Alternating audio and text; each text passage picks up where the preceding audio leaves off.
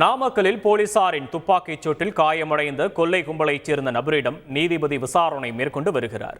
இது தொடர்பான விவரங்களை செய்தியாளர் கார்த்திக் வழங்க கேட்போம். கார்த்திக், வணக்கம். விசாரணை தொடர்பான விவரங்களை பதிவு பண்ணலாம். கார்த்திக், வணக்கம். கேரளா மாநிலம் திருச்சூர் மாவட்டத்தில் 3 ஏடிஎம்களை உடைத்து கொள்ளையடித்து தப்பிச் சென்ற நபர்கள் நாமக்கல் பகுதியில் என்கவுண்டர் செய்யப்பட்டு அதில் இருக்கக்கூடிய நபர்களை போலீசார் கைது செஞ்சாங்க. அப்போது அசார் அலி என்கின்ற ஒரு நபருடைய காலில் போலீசார் சுட்டதுல அவருக்கு அவருடைய எலும்புகள்ல அந்த புல்லட் சிக்கியதுனால ஈரோடு மருத்துவமனையில் மேல் சிகிச்சைக்காக கோவை அரசு மருத்துவமனைக்கு நேற்றைய தினம் கொண்டு வந்திருந்தாங்க.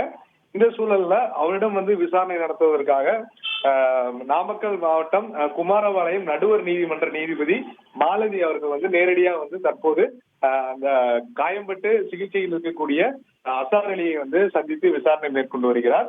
இந்த வழக்கு மிகவும் பரபரப்பாக பேசப்பட்ட வந்த சூழல்ல இதுல கைது செய்யப்பட்ட நபர்கள் போலீசாரால் துப்பாக்கி சூடினால் பாதிக்கப்பட்டிருக்காங்க. அதே சமயம் இந்த வழக்குல இவர்கள் சம்பந்தப்பட்டது எப்படி, இது போன்ற விசாரணையை தீவிரப்படுத்தியிருக்காங்க. இந்த சூழல்ல நீதிபதி கோவை அரசு மருத்துவமனையில சிகிச்சை இருக்கக்கூடிய அந்த அசார் அலியிடம் விசாரிக்கும் என்பது குறிப்பிடத்தக்கது. விவரங்களுக்கு நன்றி கார்த்திக். செய்திகளை உடனுக்குடன் தெரிந்து கொள்ள உடனே சப்ஸ்கிரைப் பண்ணுங்க.